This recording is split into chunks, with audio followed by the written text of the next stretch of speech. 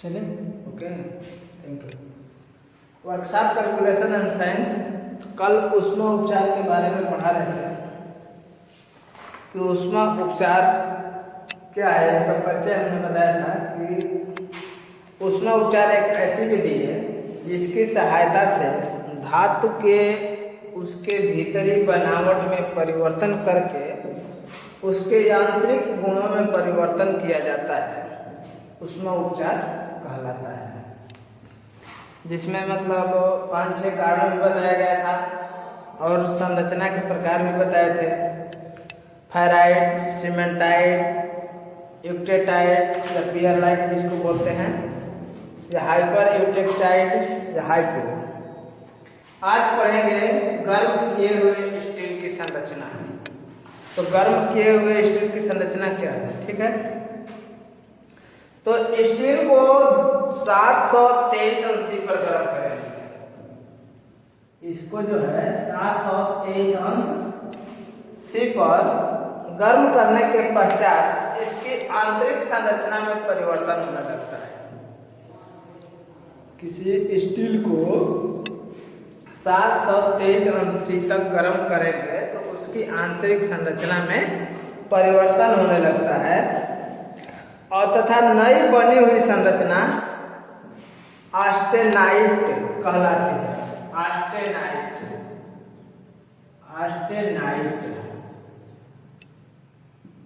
कहलाती है। तो कोई पूछेगा कि ऑस्टेनाइट क्या होता है, तो इसका आंसर होगा कि जब स्टील को 723 अंश पर गर्म किया जाता है उसके पश्चात उसकी आंतरिक संरचना में परिवर्तन होना शुरू हो जाता है तथा नई बनी हुई संरचना को ऑस्टेनाइट कहते हैं। ऑस्टेनाइट अचुंबकीय होता है। यह क्या होता है? अचुंबकीय। ऑस्टेनाइट अचुंबकीय होता है। तो इसकी संरचना कुछ इस तरह से होगी। जब हम ग्राफ बनाएंगे तो गर्म करेंगे तो पहले तो एक निश्चित ताप तक सीधी अवस्था में जाएगा, फिर उसके बाद उससे ज्यादा ताप देंगे तो ऐसे होकर के ऐसे निकल जाएगा, ठीक है ना। तो यह क्या होगा कि इसकी आंतरिक संरचना में क्या होगा, परिवर्तित होने लगेगा जब यह 723 अंश पर पहुंचेगा तब।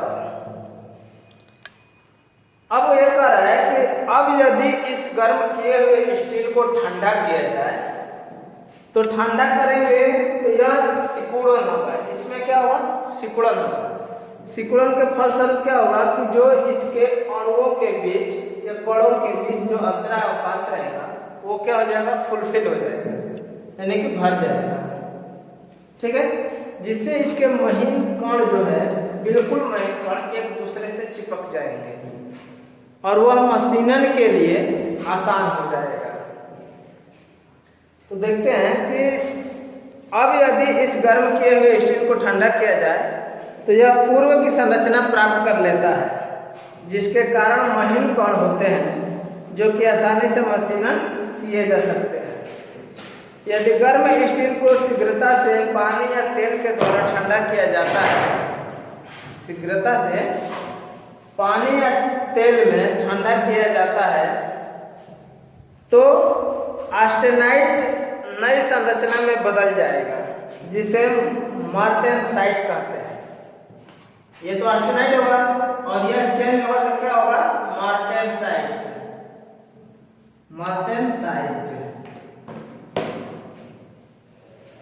यानी कि ऑस्टेनाइट के फलस्वरूप अगर उसको तेल या किसी पानी में तुरंत ठंडा करेंगे तो उस क्रिया को क्या बोलेंगे? मार्टेनसाइट। यह संरचना बहुत ही महीन कोणों वाली होती है, जिसे देखने के लिए हम क्या सूक्ष्मदर्शी का उपयोग करते हैं, और यह कठोर तथा चुंबकीय होता है। मार्टेनसाइट क्या होगा? चुंबकीय होगा। मार्टेनसाइट क्या होगा? चुंबकीय होगा। यह अत्यधिक घर्षण प्रतिरोधी होने के कारण अन्य धातुओं को काटने योग्य हो जाता है, ठीक है। क्योंकि जब इसको पानी या तेल में ठंडा करेंगे तो इसमें कठोरता आ जाएगी। कठोरता के फलस्वरूप यह अन्य धातुओं को खींचने या काटने के में लाभदायक होगा या फायदेमंद होगा। अब देखते हैं क्रांतिक ताप क्या है। क्रांतिक ताप, ये क्रांतिक ताप क्या होता है? ठीक है, तो जब स्टील को गर्म किया जाता है तो इसके पश्चात तापमान में वृद्धि होने लगती है। स्टील को जब हम गर्म करेंगे तो धीरे धीरे उसके तापमान में परिवर्तन होने लगेगा, यानी कि उसका तापमान क्या होने लगेगा? बढ़ने लगेगा। जब इस प्रकार से बढ़ते बढ़ते तापमान 723 अंश सी तक पहुंचता है तब तापमान में वृद्धि क्या होती है? रुक जाती है। क्यों? क्योंकि उसके बाद अब लोहा जो है उसमें का पिघलने लगता है। ठीक है, तो ऊष्मा का उपयोग लोहे के गोलों को पुनर्निर्माण में होने में लग जाता है, जिससे एक ठोस गाढ़े द्रव यानी कि ऑस्टेनाइट का निर्माण होता है। ऑस्टेनाइट, ऑस्टेनाइट, ये ऑस्टेनाइट का निर्माण होता है। इस तापमान को निम्न क्रांतिक ताप कहेंगे। ऑस्टेनाइट जिस तापमान पर बनेगा उसको निम्न क्रांतिक ताप, निम्न क्रांतिक ताप या तापमान। ठीक है, तो यहाँ पे तो ये क्या होगा? पिघलना शुरू होगा। ऑस्टेनाइट जब बनेगा तो यहाँ पे पिघलना शुरू होगा, जिसको निम्न क्रांतिक तापमान कहते हैं, तथा यह तापमान ऑस्टेनाइट का पूर्ण निर्माण हो जाता है। यानी कि इस तापमान को निम्न तापमान कहते हैं, तथा वह तापमान जिस पर ऑस्टेनाइट का पूर्ण निर्माण हो जाता है। ठीक है, ऑस्टेनाइट का ये पूर्ण निर्माण हो जाता है। तो जब ये पूर्ण निर्माण हो जाएगा यानी कि पूरा पूरा ऑस्टेनाइट बन जाएगा, इसको बोलेंगे उच्च तापमान। क्या बोलेंगे? उच्च क्रांतिक तापमान बोलेंगे। उच्च क्रांतिक तापमान कहलाता है। इसका मान स्टील में विद्यमान कार्बन की मात्रा पर निर्भर करता है। इन दोनों का मान कार्बन की मात्रा पर निर्भर करेगा। जो इसमें क्या रहेगा? इंक्लूड रहेगा। जो इसमें इंक्लूड रहेगा उसको कार्बन की मात्रा पर निर्भर करता है।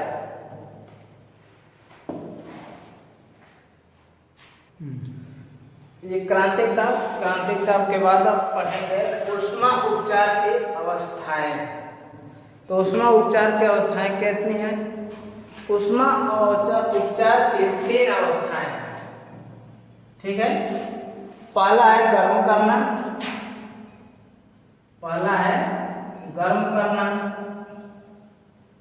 नंबर दूसरा है सोखना, दूसरा क्या है? सोखना, और तीसरा है क्वेंचिंग। क्वेंचिंग, तीसरा क्या है? क्वेंचिंग। तो पहला वाला देखते हैं गर्म करना क्या होता है। ठीक है, तो स्टील को गर्म करना निम्न कारकों पर निर्भर करेगा। जब स्टील को हम गर्म करेंगे तो स्टील किन कारकों पर निर्भर करता है कि वो जल्दी ज़्यादा गर्म हो जाए, ठंडा हो जाए, या फिर उसका क्या हो जाए। तो उसमें क्या है? सर्वप्रथम है भट्ठी के प्रकार पर। ठीक है, पहला इसमें है भट्ठी, यानी कि भट्ठी किस प्रकार का है कि स्टील जल्दी गर्म हो, देर से गर्म हो, कैसे गर्म हो। दूसरा है ईंधन, ईंधन में हम क्या यूज कर रहे हैं। तीसरा है समय अंतराल, यानी कितने समय के बाद वो गर्म हो रहा है। चौथा है जाप को तापक्रम तक ले जाने वाले नियंत्रण पर। ठीक है, किस औजार से हम उस जाप को उस तापक्रम पर ले जा रहे हैं। पांचवा है ऊष्मा दर क्या है, जिस भी प्रकार की भट्टी है उसकी ऊष्मा दर क्या है। और छठा है संरचना अथवा बनावट, उसकी बनावट किस प्रकार की है, कैसी है। तो इन सारी चीजों पर, आकार पर, आकृति पर निर्भर करेगा सोखना क्या होता है। ठीक है ना। तो स्टील को गर्म करते समय जब वह आवश्यक तापक्रम तक पहुंच जाता है, जब किसी भी हम चीज को गर्म करते हैं, सपोज कीजिए मान लीजिए स्टील पड़ रहा है इसमें, तो जब स्टील को हम गर्म करते हैं तो एक ऐसी परिस्थिति आती है जिसके बाद उसका तापमान बढ़ना बंद हो जाता है। ठीक है। तो उसी तापक्रम पर कुछ समय के लिए छोड़ दिया जाता है उस चीज को। इस प्रक्रिया से संपूर्ण भाग एक समान क्या होता है, गर्म हो जाता है। इसी विधि को सोखना बोलते हैं। यानी कि जब स्टील को गर्म करते हैं तो एक ऐसा तापमान आता है जहां से आगे तापमान बढ़ता नहीं है, तो उस प्रक्रिया पर हम उसको कुछ समय के लिए रोक देते हैं। तो यदि हम कुछ समय के लिए रोक देंगे तो उसका तापमान बढ़ेगा नहीं, किंतु उसी समान तापमान पे चारों तरफ ने उसके एरिया, पूरे एरिया क्या हो जाएंगे, गर्म हो जाएंगे। तो इसी विधि को जो है सोखना कहते हैं। सोखने का समय क्या होता है, तो सोखने का समय निम्न कारकों पर निर्भर करेगा। ठीक है ना। सोखने का समय किस किस बातों पर निर्भर करेगा, तो देख लेते हैं। अनुप्रस्थ काट के क्षेत्रफल पर सोखना किस पर निर्भर करेगा, उसके अनुप्रस्थ काट के क्षेत्रफल पर, रासायनिक संरचना पर कि किस प्रकार की बनावट है, कौन कौन सा एलाई लगा है उसमें, और भट्ठी में चार्जर की मात्रा किस प्रकार की है, व्यवस्था कैसी है उसकी। इन सारी चीजों पर ये सोखना क्या करेगा, निर्भर करेगा। कह रहा है कि साधारण अवस्था में सूखने के लिए सामान्य निर्देश के अनुसार कार्बन एवं मिश्र स्टील के लिए 5 मिनट या 10 mm, 5 मिनट प्रति 10 mm, यानी कि 10 mm की यदि प्लेट हो तो उस पर 5 मिनट का लगता है। और उच्च मिश्र स्टील के लिए 10 मिनट प्रति 10 mm। ठीक है। 10 mm का तो वहां पे 10 मिनट लगेगा सोखने के लिए। अब क्विंचिंग देखिए क्या है, क्विंचिंग। तो विभिन्न क्विंचिंग मीडिया यानी कि ठंडा करने की आवश्यकताओं पर निर्भर करते हैं। क्विंचिंग क्या है, ठंडा करने की अवस्था है। ठीक है। तो क्विंचिंग मीडिया ठंडा करने की आवश्यकता पर निर्भर करते हैं, जिसमें से अधिकतम उपयोग होने वाले क्विंचिंग मीडिया निम्न प्रकार है।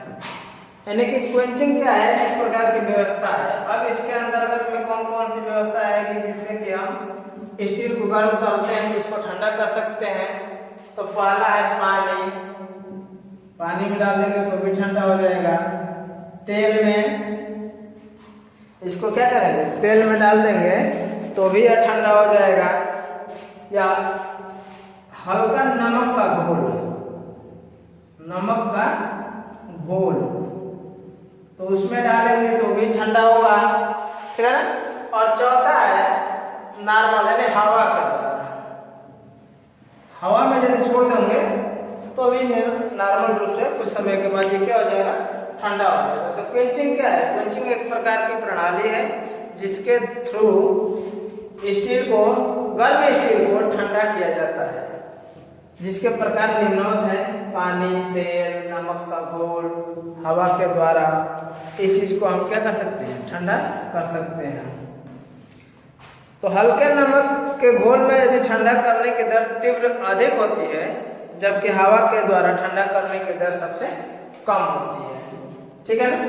हवा में क्या होगा, अधिक समय लगेगा ठंडा होने में, जबकि नमक के घोल में सबसे जल्दी ठंडा हो जाएगा। उसके अपेक्षाकृत कम समय तेल में लेगा और उससे ज्यादा समय पानी में लेगा। तो इस प्रकार से हम गर्म करना, सोखना और क्विंचिंग, उसमें उपचार की 3 अवस्थाएं हैं। इसको याद करेंगे, नोट्स भी बनाते रहेंगे।